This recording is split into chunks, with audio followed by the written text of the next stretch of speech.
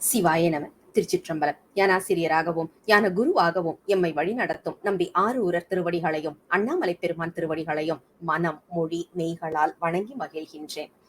பன்முக நோக்கில் 9ஆம் திருமுறை என்ற இந்த அற்புதமான நிகழ்வு இன்று திருப்பல்லாண்டில் வரக்கூடிய திருமந்திர செய்திகள், அதாவது திருமந்திரத்துக்கும் திருப்பல்லாண்டுக்கும் ஒரு ஒப்புமை பார்க்கும் விதமாக அமைய இருக்கின்றது. இந்த பொழிவை நமக்கு கொடுப்பதற்காக சிங்கப்பூரில் இருந்து சிவ விஜயலட்சுமி மோகன் அம்மா அவர்கள் நம்மோடு இணைந்திருக்கின்றார்கள். அம்மா ஏற்கனவே நமக்கு பல பொழிவுகளை கொடுத்து அவர்களது அந்த வெண்கல குரலில் கணீர்னு பாடுற அந்த ஒரு அழகான குரலில் நம்ம எல்லாரையுமே அடிமை செய்தவர்கள் தான். நிறைய குறுந்தகடுகள் அவங்க வெளியிட்டிருக்கிறாங்க. அதே மாதிரி ரொம்ப வருட காலங்களாக திருமுறை படித்துக்கொண்டு அதே நேரத்துல பஞ்சபுராணம் கோயில்களில் பாடக்கூடிய ஒரு அமைப்பிலும் இருக்கின்றார்கள். ஏதாவது ஒரு கோயில்ல ஓதுவார்கள் வருவதற்கு கொஞ்சம் விசா ப்ராசஸிங்ல ஏதாவது கொஞ்சம் தாமதம் இருந்தது அப்படின்னா அந்த காலகட்டங்கள்ல அம்மா அவர்கள் கோயிலில் பாடும் ஒரு வழக்கம் இன்றும் அமைந்திருப்பதை நாம பார்க்க முடிகின்றது. அதோடு மட்டுமல்லாமல் இன்றளவும் மாதம் செங்காங்கோயில்ல அபிராமி அந்தாதி தொடர் பாராயணம் மற்றும் வழிபாடு செய்து வருகிறார்கள். திருமுறை மீது அலாதி அன்பும் பிரியமும் காதலும் கொண்டவர்கள். அம்மா எங்க பார்க்கலாம் அப்படின்னா, திருமுறை நிகழ்ச்சிகள் ஏதாவது நடந்துட்டு இருக்கு அப்படின்னா அங்கே முதல் ஆளாக அம்மா அவர்கள் அமர்ந்திருப்பார்கள். அந்த அளவுக்கு திருமுறை மேல் ஆழ்ந்த ஒரு பக்தியும் காதலும் அவர்களுடைய இரத்தத்திலேயே ஊர்றதுன்னு தான் சொல்லணும். ஏன்னா அவங்களுடைய பேச்சு மூச்சு எல்லாமே திருமுறை சார்ந்தே இருப்பதை நாம் அவங்களோட பேசும்போதே உணர முடியும். அப்படிப்பட்டவர்கள் தான் இன்று நமக்கு திருப்பல்லாண்டில் திருமந்திர செய்திகள் என்ற ஒரு அமைப்பில் பேசுவதற்காக வந்திருக்கின்றார்கள். தாமதிக்காமல் அம்மாவிடம் மேடையை ஒப்படைக்கின்றேன். அம்மா சிவாய நம.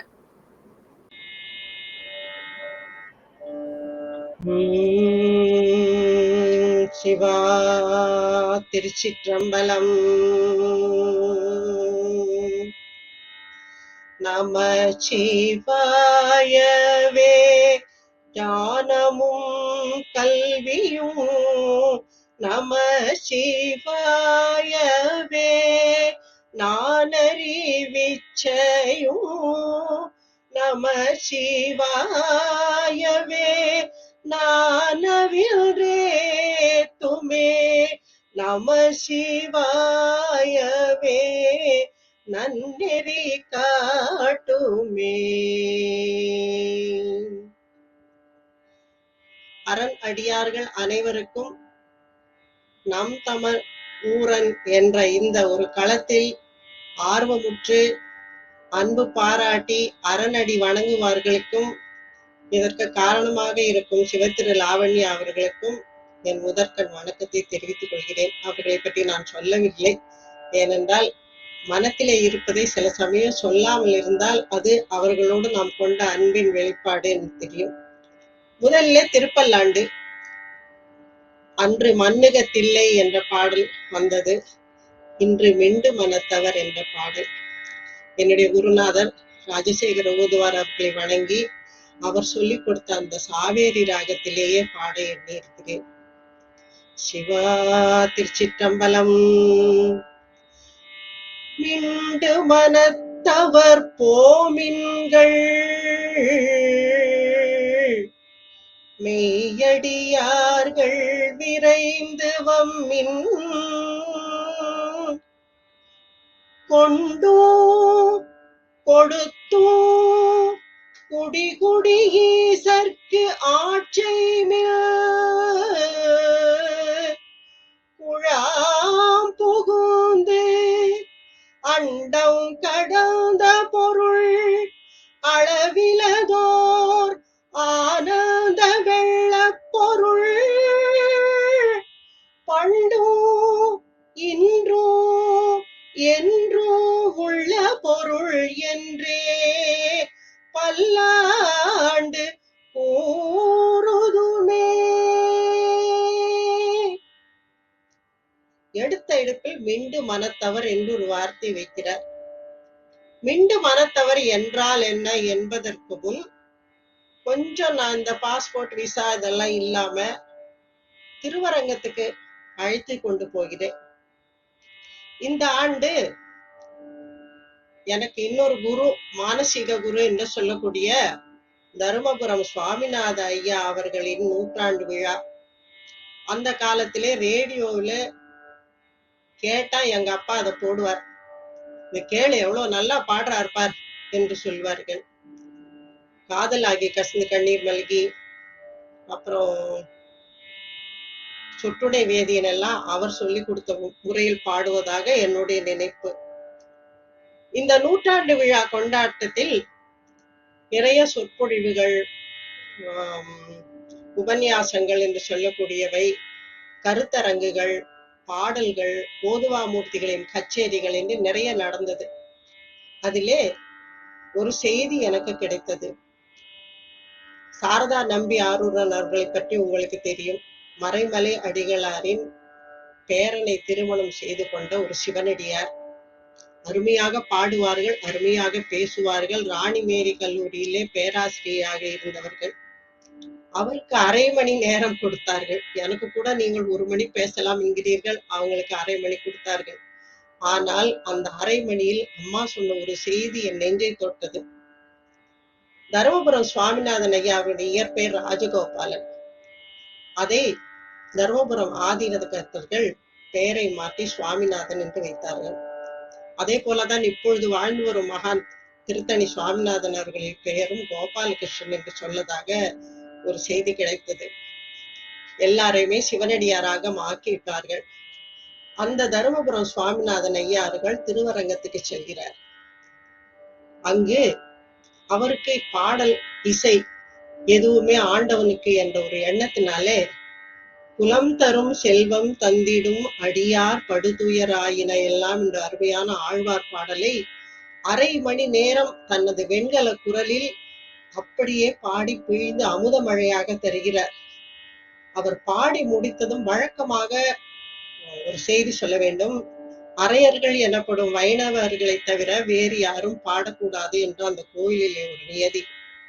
என்னை ஒரு தடவை அப்படி சொன்னா நான் கோயிச்சுல போய் மாத்ருபூதேஸ்வரர் கோவில உட்கார்ந்து எனக்கு தெரிஞ்ச எல்லா தேவார பாடல்கள் எல்லாம் பாடினேன். அங்கே இருந்த சிவனடியார்கள் அம்மா பக்கத்துல இருந்து உட்காருங்கன்னு சந்தோஷமாக சொன்னார். நம் அரணை நம்மை கூட்டிக் கொள்கிறார் என்று சந்தோஷம் இருந்தது. ஆனால் இந்த கோயிலே ஐயா அவர்கள் பாடினதும் முரளி பட்டாச்சாரியார் என்று சொல்லக்கூடிய தலைமை பட்டாச்சாரர் அவர் காலிலே விழுந்து வணங்கி அவருக்கு எல்லா மரியாதைகளையும் செய்தது மட்டும் இல்லாமல் ஒரு 5 அடி உயர போட்டோ ஐயா உடைய படத்தை வைத்து தினமும் அதற்கு வழிபாடு வந்தனம் செய்வதாக சாரதா நம்பி ஆரூரன் சொன்னார்கள். இது எதனால் வந்தது? அரண் அடியார்கள் அப்படி எல்லோரையும் ஈர்க்கக்கூடிய வகையில இருப்பவர்கள். இந்த செய்தி இவருக்கு சொன்னவர் பொட்டாளம் துரை ஆறுமுகம் ஐயா அவர்கள். சுவாமிநாதன் ஐயா அவருடைய வாழ்க்கையின் காலத்திலே பொட்டாளம் ஐயா கூடவே இருந்து நிறைய அவருக்கு உதவி செய்திருக்கிறார். இந்த செய்தியை அவர் இந்த நூற்றாண்டு விழாவில் குறிப்பிட சொன்னார். முதலிலே திருமுறைகளை அத்தனையே ஒலிப்பேழையாக்கி அதை மக்களிடையே உலவிட்ட அந்த பெருமகனாருக்கு எனது வணக்கம். இந்த திருவரங்கத்தை ஏன் எடுத்தேன்னால் இங்க ஒரு சொலவடை உண்டு. சொலவடை என்றால் தெரியுமல்லவா? ஒரு அங்கு தொண்டரடி பொடியாழ்வார், அவர் திருமாலை தவிர யாரையும், அதுவும் திருவரங்க நாதனை தவிர யாரையும் பாடாதவர். அந்த திருமாலை பாடாதவர்கள் அவர் ஒரு 42 அல்லது 45 பாடல் உள்ள ஒரு பாசுரம், அந்த பாசுரத்தை எழுதியிருக்கிறார். திருமாலை பாடாதவர்கள் திருமாலையை அறியாதவர்கள். அதாவது முதல் திருமாலை என்பது அவர் எழுதிய பாசுரம். 2வது திருமால் நமது மகாவிஷ்ணு. தமிழ் இசை இயக்கம் பரவியது 1930களிலிருந்து. எம்.எஸ். அம்மா அவர்கள் ஏராளமான பக்தி இலக்கிய பாடல்களை இசைத்தட்டாக வெளியிட்டார். இவையெல்லாம் அந்த காலத்திலே வானொலியிலே வரும். இந்த செய்தி எல்லாம் அடுத்த தலைமுறைக்கு தெரியாது. இப்ப எல்லாம் போனை வச்சுட்டு எதை வேணா தட்டலாம். என்ன கேட்டீங்கன்னா கூகுள்ல கிடைக்கும். அந்த காலத்துல அப்படி இல்லை. குறிப்பிட்ட நேரத்திலே நம்முடைய இசை வரும். அந்த இசையை கேட்பதற்காக அது மட்டும் பெரியவர்கள் செய்வார்கள். சினிமா பாட்டு லாரில பசங்க இதெல்லாம் வேண்டாம், இந்த கேளு அப்படின்னு சொல்லக்கூடிய அந்த மனப்பான்மை உள்ள பெரியவர்கள்.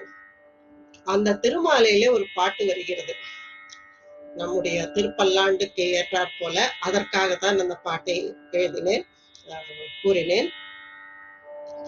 வண்டீன முரலும் சோலை மயிலீன மாடும் சோலை கொண்டல் மீதளவும் சோலை குயிலினம் கூவும் சோலை அண்டர்கோன் அமரும் சோலை அணி திரு அரங்கம் என்ன மிண்டர் பாய்ந்துண்ணும் சோற்றை விலக்கினாய் கிடுமில் நீரே.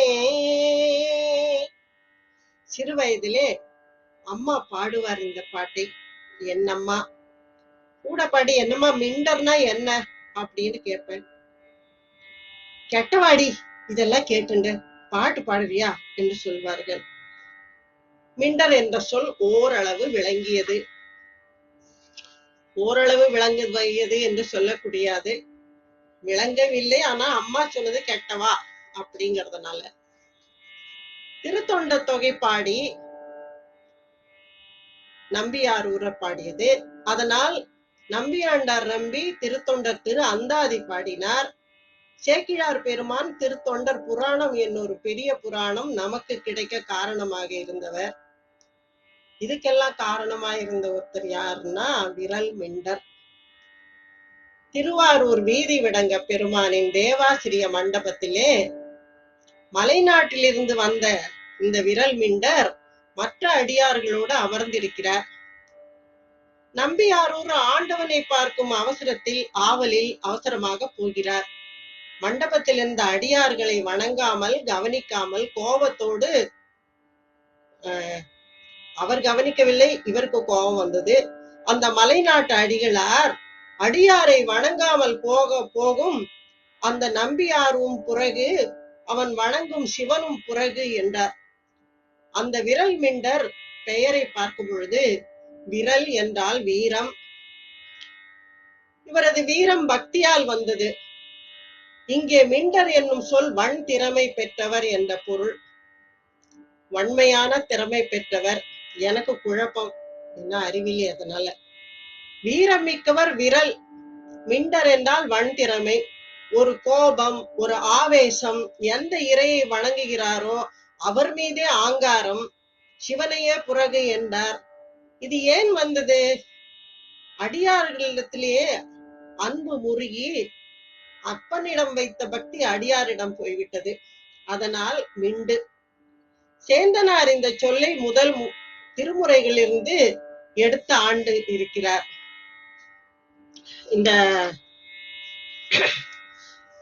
விரல் மிண்டர் என்ப இது முதலிலே மிண்டு மனத்தவர். அந்த மிண்டர் நல்லவர். இங்கே நம்முடைய அப்பர் பெருமான் 3ஆம் திருமுறையிலே 49 பதிகம். உண்டு பட்டு குறியறியாச்சமன் மிண்டரோடு படுத்து உய்ய போந்து நான் கண்டம் கார் வயல் சூழ்ந்த பைஞீலியோ அண்டவானன் அடியடைந்து உய்ந்தனே. இங்கே சமணன் என்பவர் மிண்டவர் என்றார். என்றால் சிவனுக்கு புறம்பான அத்தனை பேரும் மிண்டர்கள் என்பது அப்பருடைய கருத்து. ஆளுடைய பிள்ளையார் ஜோதி வடிவில் கலக்கும் முன்பு பாடிவிட்டு போனது. அந்த சமணர்கள் மீது அவருக்கு இருந்த ஒரு விரல் மிண்டவர் மேல்தான் ஒரு ஆங்காரம். கஞ்சி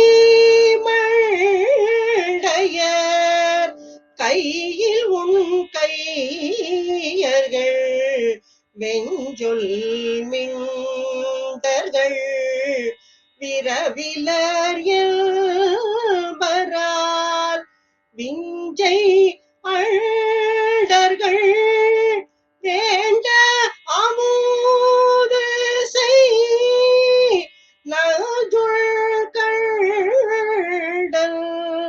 நம சிவாயவே.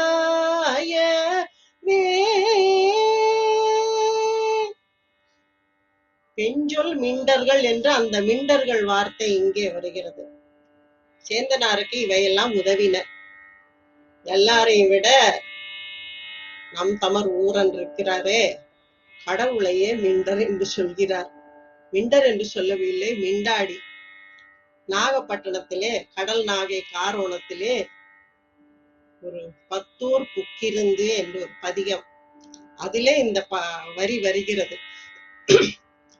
மிண்டாடி திரிதிருந்து வெறுப்பனவை செய்து வினைகேடு பல பேசி வேண்டியவ திரிவீர்.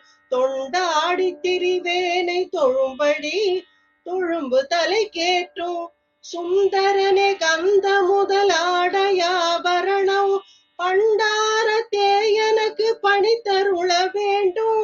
பண்டுதான் பிரமாணம் ஒன்றுண்டென் உண்மை கண்டார்க்கும் காண்பரிதாய் கனலாகி நிமிந்தீர். கடலாகி காரோணம் மேவி இருந்தீரே. இறைவனை இவர் எப்படி எல்லாம் திட்டுகிறார், அந்த அளவு அவருடைய திட்டை ஆண்டவன் எப்படி கேட்கிறார். வைதாரையும் வாழ வைக்கும் முருகனுடைய அப்பர் அல்லவா, அவர் என்ன செய்கிறாராம், வண்டிறமை பேசி ஊரெல்லாம் சுட்டி தனக்கு பிடிக்காதவற்றையெல்லாம் அவர் செய்கிறாராம். இவர் செய்வதெல்லாம் அவருக்கு தெரியவில்லை. வினைக்கேடு பல பேசி வேண்டியவாறு திரிவீர். தொண்டாடி திரிவேன், நான் உங்களுக்கு தொண்டு செய்து திரிகிறேன், என்னை தொழும்பு தலைக்கு ஏற்றுகிறீர்கள். இத்தனையும் சொல்லிவிட்டு உரிமையோடு கேட்கிறார். சுந்தரனே கந்த முதல் ஆடையாபரணம் பண்டாரத்தே எனக்கு பணித்தருள வேண்டும். பண்டாரம் என்றால் பொற்குவை, ட்ரெஷரி என்று சொல்கிறோம் அல்லவா.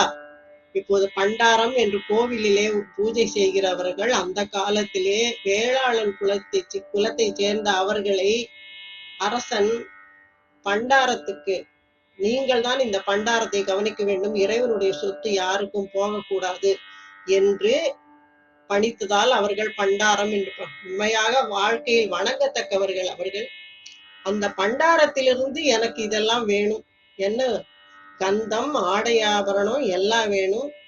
ஆனா பண்டுதான் பிரமாணம் ஒன்னுண்டே உண்மை கண்டார்க்கும் காண்பரிதாய் கனலாகி நிமிர்ந்தீர். சாட்சி இருக்கிறதா, எல்லாருக்கும் இப்படி செய்வீங்களான்னு? இல்ல சாட்சி இருக்கு, எல்லாருக்கும் கண்டார்க்கும் காண்பரிதாய் நிமிர்ந்தீரே என்று சொல்கிறார். இந்த பாட்டிலேயும் அந்த மிண்டு என்ற வார்த்தை வருகிறது. எனவே மிண்டு மனத்தவர் போமின்கள் என்று சொல்லிவிட்டார் நம்முடைய சேந்தனார். திருமூலர் மிண்டு என்று யாரை சொல்கிறார்? அஷ்டாங்க யோகம் படிக்கும் போது நியமம் நியமம் தாரணை எல்லாம் இருக்கிறது அல்லவா. நான் ரொம்ப அதுக்குள்ள போல. இந்த இயமத்திலே 554வது பாடல், கொல்லான் பொய் கூறான் களவு இலான் என்குணன் நல்லான் அடக்கம் உடையான் நடு செய்ய வல்லான் பகுத்து உண்பான் மாசிலான் கள்காமம் இல்லா நியமத்து இடை நின்றானே. தீயவற்றை செய்யாது இடையராது ஒழுகுவதே இயமம். அந்த இயமம் இல்லாதவர்கள் மிண்டு மனத்தவர் என்று சொல்கிறார். சேந்தனார் திருமூலரை பின்பற்றி இயமத்தின் வழி ஒழுகாதவரை மிண்டு மனத்தவர் என்கிறார் எனலாம்.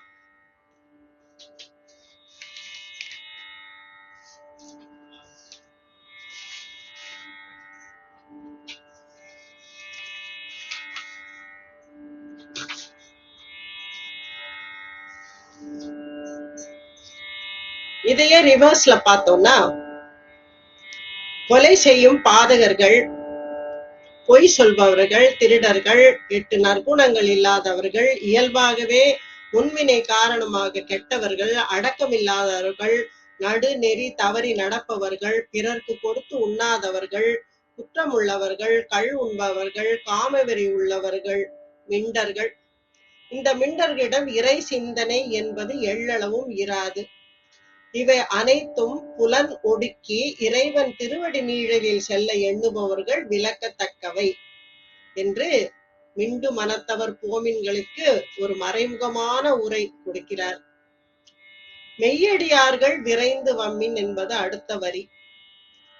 திருவாசகத்திலே திருப்பட எழுச்சியில் ஒரு அழகான பாடல்கள். தொண்டர்கள் தூசி செல்லீர், பத்தர்கள் சூழப் போகீர், ஒண்டிரல் யோகிகளே பேரணி உந்தீர்கள், திண்டிரல் சித்தர்களே கடை கூழை செல்வின்கள், அண்டர் நாடு ஆழ்வோம் நாம் அல்லல் படைவாராதே. இந்த திருப்படை எழுச்சியிலும் மெய்யடியார்கள் விரைந்து வரணும். தொண்டர்கள் முன்னால போங்க, பின்னால பக்தர்கள் போங்க, யோகிகளே நீங்கள் ஒரு அணி அணியா போங்க, திரள் மிக்க சித்தர்களே நீங்க எல்லாருக்கும் பின்னால போங்க, நமக்கு இதெல்லாம் கிடைக்கும். இதை திருமூலருடைய வாக்கிலே பார்த்தோமானால், தூய்மை அருள் உன் சுருக்கம் பொறை செவ்வை வாய்மை நிலைமை வளர்த்தலே மற்ற இவை, காமம் களவு கொலை என காண்பவை நேமியைந்து நியமத்த நாமே. தூய தன்மை என்பது உடலில் இருப்பது போல உள்ளத்திலும் இருக்க வேண்டும். பிற உயிர்களிடத்து அருள் இருக்க வேண்டும். வள்ளலார் போல வாடிய பயிரை கண்ட பொழுதெல்லாம் வாடினேன் என்று சொல்லுவார். உணவு குறைவு. இந்த உணவு குறைவு என்பது தற்காலத்திலே நாம் சொல்லவே முடியாது. ஒருவேளை உண்பவன் யோகி, இருவேளை உண்பவன் போகி, 3 வேளை உண்பவன் ரோகி, 4 வேளை உண்பவன் துரோகி என்பார் நம் தமிழாசிரியர். ஆனால் இங்கு பார்த்தால் 24 ஜாம் என்று போட்டிருக்கும். நான் மலேசியாவுக்கு செல்லும் பொழுது இது என்ன ஜாம் என்று போட்டிருக்கு, 24 ஜாம் என்ற, இல்லை 24 ஜாமும் திறந்திருக்கு. இந்த நியம நெறியை கடைபிடித்து வந்தால் மெய்யடியார் ஆகலாமா? முடியுமா? பெருநெறியாளராகிய திருமந்திர ஆசிரியர் சொல்கிறார், தவம் ஜபம் சந்தோடம் ஆத்திக தானம் சிவன் தன் விரதமே சித்தாந்த கேள்வி, மகம் சிவ பூசை ஒன்மதி சொல்லி நிவம் பல செய்யின் நியமத்த நாமே. எப்படி தேமம் செய்வது? நின்றும் இருந்தும் கிடந்தும் நினைப்பது உன்னை என்று அபிராமி முற்பட்டர் சொன்னது போல வேறு சிந்தனையின்றி சிவத்தை நினைத்து தியானம் செய்வது. ஜபம் என்பது திரு 5 எழுத்தை உச்சரிப்பது ஜபம். தகுந்த குருவிடம் தீட்சை பெற்று கையில் ருத்ராட்சத்தை எண்ணியும் செய்யலாம், அல்லது மானசீகமாகவும் செய்யலாம். ஆத்திகம் என்பது தெய்வ நம்பிக்கை. ஆஸ்தி என்றால் சொத்து. ஆஸ்திகம் என்பது இறைவனை சொத்தாக அடைந்தவர்கள் இறை மீதும் அவன் அருள் மீதும் இடையறா அன்பு கொண்டு அவனை வாழ்த்தியும் வாழ்த்தியும் தோத்தரிப்பதே மானிட பிறப்பினுக்கு சொத்து. மாணிக்கவாசகர் சொல்வார், மூல பண்டாரம் தர முந்துகின்றான் இறைவன் என்று. ட்ரெஷர் ட்ரோவ் என்று ஆங்கிலத்திலே சொல்வார்கள். ஆத்திகம் அதுவே. தானம் என்றால் கொடை. அடுத்த வரியில் இந்த தானத்தை பற்றி சொல்கிறார். சிவன் தன் விரதமே என்று ஒரு வரி வருகிறதல்லவா, இறைவனை போற்றும் எந்நாளும் பொன்னாளே. இருப்பினும் சிவராத்திரி, திருவாதிரை நாள், பிரதோஷம் போன்ற நாட்களில் நோன்பிருந்து வழிபடும் முறையை பெரியோர்கள் சொல்லி தந்திருக்கிறார்கள். இந்த நாட்களில் புலனடக்கம் பயின்றால் உடலும் மனமும் 5 புலன்களும் கட்டுக்குள் வரும். சித்தாந்த கேள்வி கேள்வி என்றால் இங்க கொஸ்டின் அல்ல, கேட்டு அறிதல். பதி பசு பாசம் என்ற சைவ சித்தாந்தத்தின் முப்பொருள் உண்மையை கேட்டு உணர்தல். எப்பொழுதும் வேறு விஷயங்களில் ஈடுபடாமல் சைவ நூல்களை, சைவ சமய குரவர்கள், சந்தான குரவர்கள் இயற்றிய நூல்கள் நமக்கு எத்தனையோ இருக்கின்றன. அவற்றை படித்து பொருள் உணர முயற்சித்து, என்றால் பொருள் உணர்வது ரொம்ப கஷ்டம், சொந்த அனுபவத்திலே சொல்கிறேன். அவற்றை படிப்பது இந்த இறைவனை போற்றுவது. மகம் என்றால் வேள்வி, சிவ பூஜை, உண்மதி சொல்லீர், பேரொளி தரிசனம் என்ற பத்தினையும் உயர்வாக கடைபிடிப்பவர்கள் மெய்யடியார்கள். இவர்களை விரைந்து வம்மின். நின்று மனத்தவரை போ என்று புறந்தள்ளினவர் மெய்யடியார்கள் விரைந்து வம்மின் என்று சொன்னார். அது என்ன பேரொளி தரிசனம் என்று கேட்டால், உண்ணானயனத்தில் உற்ற ஒளி தன்னை கண்ணார பார்த்து கலந்து அங்கு இருந்திடில் விண்ணாறு வந்து வெளி கண்டிட ஓடி போய் பண்ணாமல் நின்றது பார்க்கலும் ஆமே. மெய்யடியார்கள் இயல்பு சிவசக்தியை மனத்திலே நிறுத்தி அட்டாங்க யோகத்தில் இயமமும் நியமமும் செய்து அந்த திருவடியை சிந்தித்தல். இந்த மெய்யடியார்கள் விரைந்து வந்தால் அந்த பொன்னா நயனத்தில் உற்ற ஒளி தன்னை கண்ணார பார்த்து கலந்து அங்கு இருந்திடில் என்பதற்கு வரும். சகசிரார தளத்திலே ஆண்டவன் உட்கார்ந்து கொண்டு நமக்கு அத்தனை யோகம் தருவான். மூலாதாரத்து மூன்றெழு கனலை காலால் எழுப்பும் கருத்தறிவித்து என்று ஔவையார் பாடினது போல இந்த யோகத்திலே நிலை நின்றால் மெய்யடியாராக ஆகலாம். மெய்யடியார்கள் விரைந்து வம்மின். கொண்டும் கொடுத்தும் குடிகுடி ஈசர்க்கு ஆட்சேமின் என்பது அடுத்த வரி. யாரிடம் கொள்வது, யாரிடம் கொடுப்பது? கொண்டும் கொடுத்தும், அவன் அருளை கொண்டும்,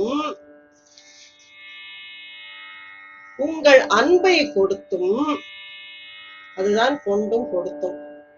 சிவனடியார் கூட்டத்திலே சென்று வழி வழியாக தொண்டு செய்யுங்கள்.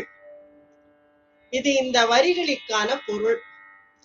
திருமூலருக்கு நிறைய விஷயம் சொல்ல வேண்டியது இருக்கிறது என்பதால் அவர் நன்றாகவே சொன்னார். 3000 பாடல்களை எழுதி அவ்வளவு சாரத்தை பிழிந்து கொடுத்ததால் எப்படி கொண்டும் கொடுத்தும் என்பது அழகாக ஒரு பாடலில் சொல்கிறார். அது 1499வது பாடல்.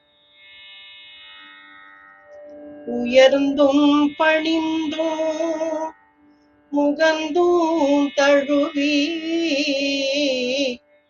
வியந்தும் அரண் அடி கைமுறை செய்வின் பயந்தும் பிறவி பயனதுவாகும் பயந்தும் பறிக்கிலர் பான்மயனாமே.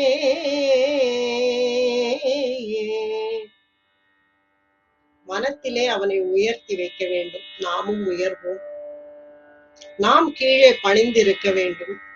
முகந்தும் தழுவி வியந்து அவன் அருளை பற்றி நாம் சொல்ல முடியாது. அதனால் அரணடிக்கு கைமுறை செய்வின் என்று சொல்கிறார்.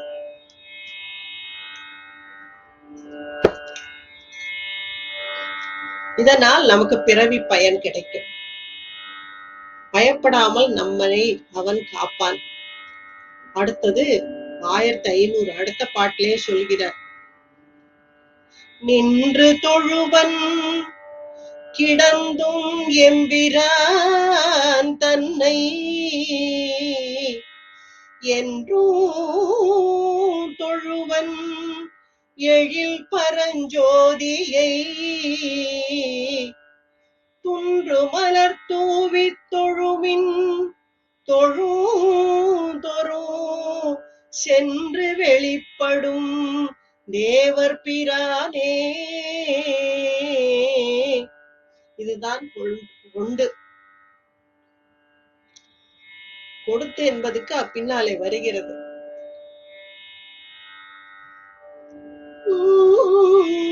அண்ணலை வானவர் 1000 பேர் சொல்லி உண்ணுவர், உள்மகிழ்ந்து உள் நின்று அடி தொழ கண்ணவன் என்று கருதும் அவர்கட்கு பண்ணவன் பேரன்பு பற்றி நின்றானே.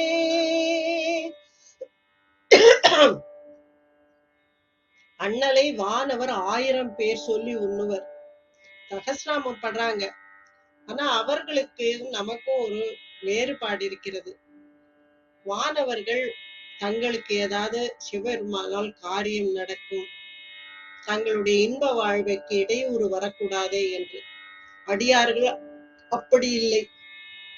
வீடும் வேண்டா விரலில் நிற்பார் என்று சொன்னார் சேக்கிழார் பெரும். அதுபோல ஆண்டவன் மீது அன்பு கொள்வதும் அவருடைய இயல்பே தவிர அவர் எதையும் வேண்டாம். நம்முடைய காரைக்கால் அம்மையார் சொன்னாரே, இடர்களையாரேனும் எனக்கு இறங்காரேனும் படரும் நெறி பணியாரேனும் சுடருருவில் என்று சொல்வார். அன்பார். அவர் எப்படிப்பட்டவராக இருந்தால் என்ன, என் மீது அன்பு செலுத்தாதவராக இருந்தால் என்ன, நான் அவர் மீது அன்பு செலுத்துகிறேன், அது போதும் எனக்கு, அதனால் மகிழ்ச்சி என்பார். அதனால் இவர் சொல்கிறார் பாருங்கள், கொடுத்தும் கொண்டும்ங்கிறதுக்கு எத்தனையோ திருமூலர் பாடல்களை எடுக்கலாம்.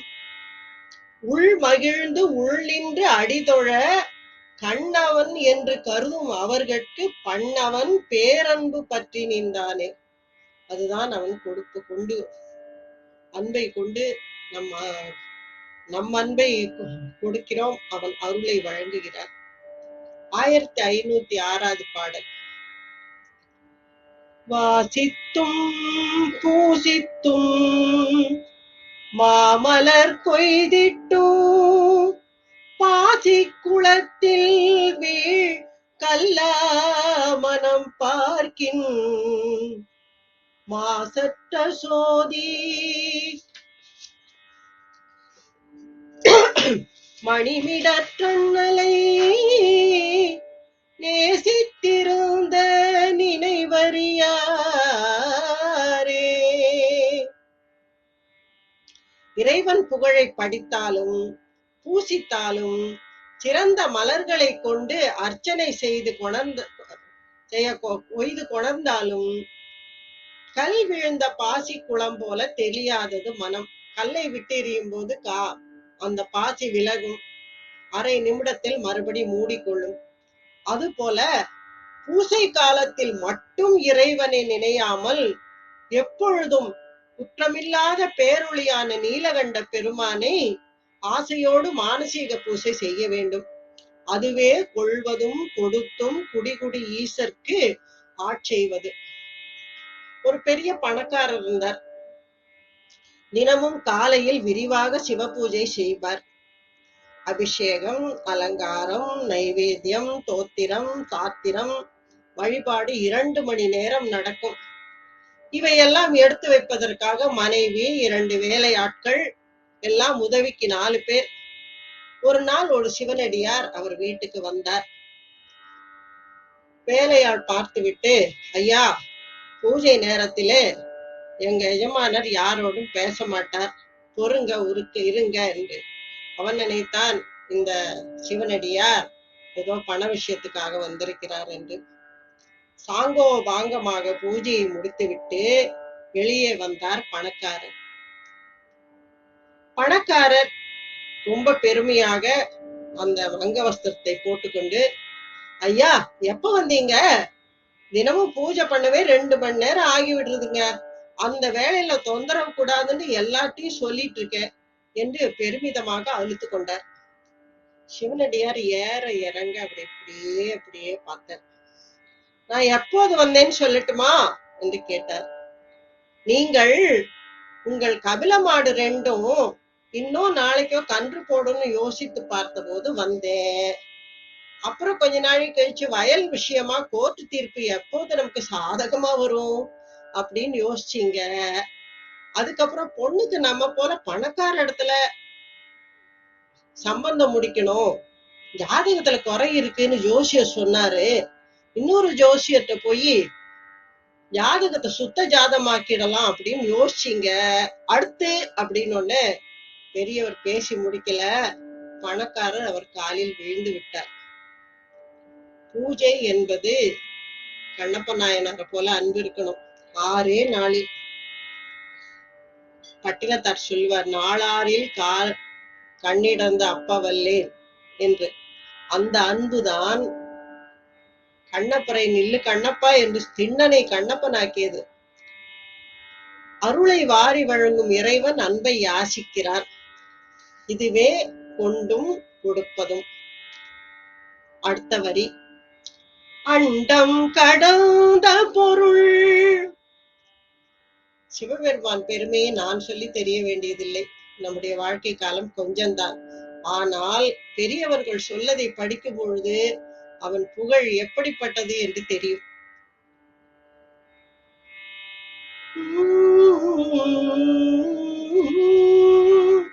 சிவன் ஒடுக்கும் தெய்வம்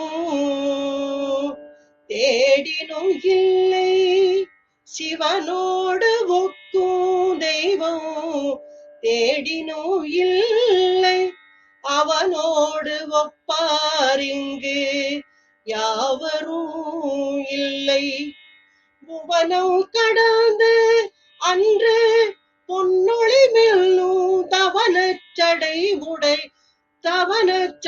முடி தாமரையானே.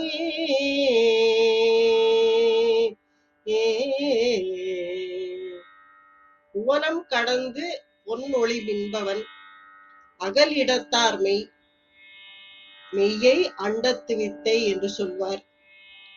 அடுத்தது, முன்னாலே போய்விட்டேன், அங்கேதான் நிறைய சிவபெருமானை பற்றி சொல்லி இருக்கிறார். பிறப்பிலி பிஞ்சகன் இறப்பிலியே யாவர்க்கும் இன்பம் அருளும், துறப்பிலி தன்னை தொழுவின் தொழுதால் மரப்பிலி மாயா விருத்தமுமாமே. அண்டம் கடந்த பொருள் என்றால் பிறவியற்றவன், பிறவாயாக்கை பெரியோன். பிறவியற்றவனுக்கு இறப்பும் கிடையாது. எல்லாவற்றையும் ஒடுக்குபவன், மிக்க அருள் உடையவன்.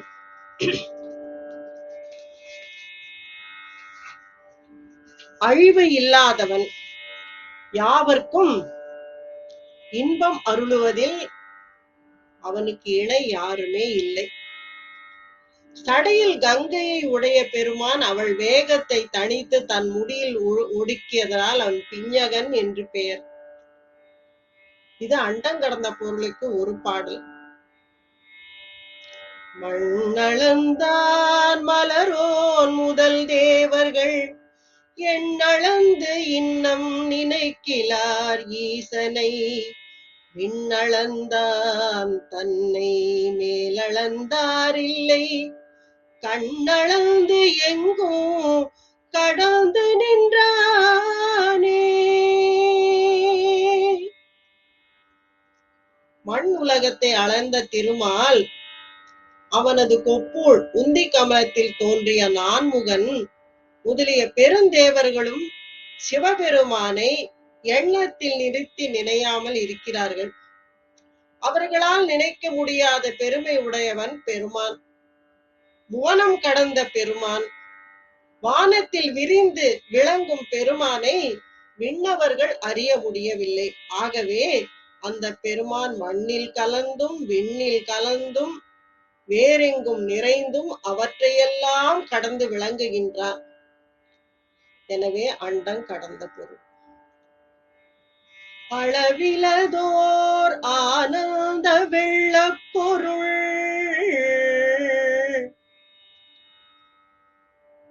அடுத்த வரி, அளவிலதோர் ஆனந்த வெள்ளப் பொருள். நமக்கே 3 வகையான ஆனந்தம், இன்பம், களிப்பு, பேரானந்தம் என்று சொல்வார்கள். பானக மூடருதான் இவ்வுலகினில் தானகமில்லாத தனியாகும் போதகன் கானக வாழ்க்கை கனி நுகர்ந்து உள்ளுரு பானக சோதியை பற்றி நின்றேனே.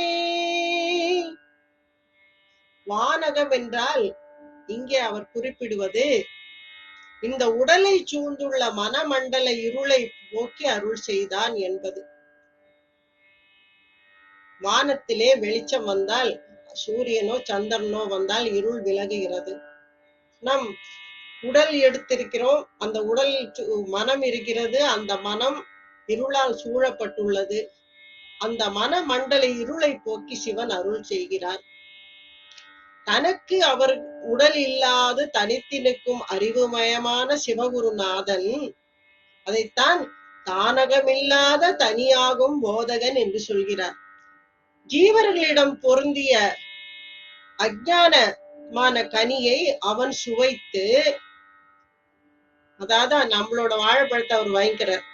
கோவில்ல வாழைப்பழம் வைக்கிறோம் இல்லையா, பானக சோதியான சிவானந்த ஒளியை அறிவாகிய சுவை நீரை கொடுக்கிறான். அந்த நீரை நான் பற்றினேன். இதற்கு ஏதாவது சான்று உண்டா? இருக்கிறது. சிவபெருமான் ஆனந்த பிழம்பு. அந்த பிழம்பின் ஒளி அடியாருக்கு ஆனந்தம் பற்றி அளிக்க வல்லது.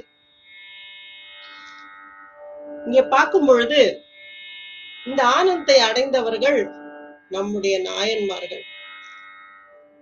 அளவிலதோர் ஆனந்த வெள்ள பொருள் விண்ணிலும் வந்த வெளியிலன் மேனியன் கண்ணிலும் வந்த புலன் அல்லன் காட்சியன் பண்ணினில் வந்த பயனல்ல பான்மையன் எண்ணிலானந்தமோ எங்கள் பிரானே. இறைவன் ஆகாயமாகி இந்த உலகில் மட்டும் நிலை பெறுபவன் அல்ல, ஆகாய வெளியையும் கடந்து நிற்பவன். அளவிலதோர் ஆனந்த வெள்ளப்பருள் புறக்கண்ணுக்கு எளிதாக புலப்படாதவன் முயன்று அவனை தேடும் அடியவன் அகக்கண்ணுக்கு புலப்படுவான். உள்ள பண்பின்றி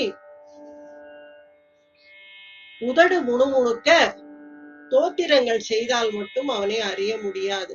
முன்பே சொன்னபடி வாய் முணுமுணுக்கும், மனம் பாஸ்போர்ட் விசா இது இல்லாம திரியும். அந்த மனத்தில் இறைவன் எப்படி திரிந்து வீட்டிருப்பான்? அவன் உத்தமன், எங்கும் உள்ளவன், எல்லாராலும் விரும்பப்படும் ஆனந்த கடல் என்று சொல்கிறார்கள். பான்மையன், உள்ளன்போடு வழிபடும் அடியவருக்கு அவன் வெளிப்படுவான். உயிர்கள் அடையும் எல்லா ஆனந்தத்துக்கும் காரணமாக உள்ளவனும் சிவபெருமான். இங்கே அபிராமி பட்டரும் சொல்வார், ஆனந்தமாயின் அறிவாய் நிறைந்த அமுதமுமாய் வானந்தமான வடிவுடையாள் மறை நான்கினுக்கும் தானந்தமான சரணாரவிந்த தவள நிற கானந்தமாடரங்காம் எம்பிரான் முடி கண்ணியதே. ஆனந்தமாய் என் அறிவாய் நிறைந்த அமுது அம்பிகை. அந்த அம்பிகையின் கணவனாக அவளை அருட்சக்தியாக கொண்டு அவளை வெளிப்படுத்தியவன் நம் ஆண்டவன். இந்த ஆனந்தத்துக்கு காரணமாக இருக்கிறான். நான் சொன்னேன், நாயன்மார்கள் எல்லோரும் அந்த ஆனந்த அனுபவத்தை அடைந்தவர்கள் என்று. எப்படி அந்த அனுபவம் ஆனந்தாதீதம் இல்லாவிட்டால் 3 வயது குழந்தை உள்ளம் கவர் கள்வன் என்று பாட முடியுமா? அந்த ஆனந்த வெள்ள பொருள் பானகத்தை ஞானத்தை தந்ததால் தான் ஞான சம்பந்தம் என்ற சைவ மரம் ஓங்கி வளர்ந்தது. நமக்கு இன்றும் அது கனியையும் சுவையையும் தந்து கொண்டிருக்கிறது. அடுத்து பண்டும் இன்றும் என்றும் உள்ள பொருள். இதிலே ஒரு அழகாக திருமூலருடைய பாடல் வருகிறது. ஏன் பண்டும் இன்றும் என்றும், நேற்று இன்று நாளை என்ற காலங்களை சொல்கிறோம். காலங்கடந்த பெருமான் என்ன செய்வான் என்று அவர் சொல்கிறார். ஏன் நமக்கெல்லாம் டேட் ஆஃப் பர்த் இருக்கிறது, டேட் ஆஃப் டெத் இருக்கிறது, நடுவிலே வாழ்க்கையில் இன்பம் துன்பம் நிறைந்து, இது இல்லாமல் தானே படைத்திடும். தானே படைத்திடும், தானே அழித்திடும், தானே துடைத்திடும், தானே மறைத்திடும், தானே இவை செய்து தான் முத்தி தாந்திடும், தானே வியாபி தலைவனுமாமே. சிவனிலிருந்து அருட்சக்தி வெளிப்படுகிறது. இரண்டு பேரும் சேர்ந்து ஐந்தொழிலை நிகழ்த்துகிறார்கள். அந்த சிவத்தின் அருட்சக்தி வெளிப்பட்டு தனு கரண புவன லோகங்களை படைக்கும், படைத்தவற்றை காக்கும், காத்தவற்றை அதுவே அழிக்கும், அழித்தவற்றுக்கு ஓய்வு தந்து அதுவே மறைத்திடும். இவற்றை உடையவள் எல்லாத்தையும் செய்து அந்த உயிர்களுக்கு முத்தியையும் தரும். அத்தகைய பரசிவன் பரந்துள்ள பொருள்கள் யாவற்றுக்குமே தலைவனாக உள்ளான்.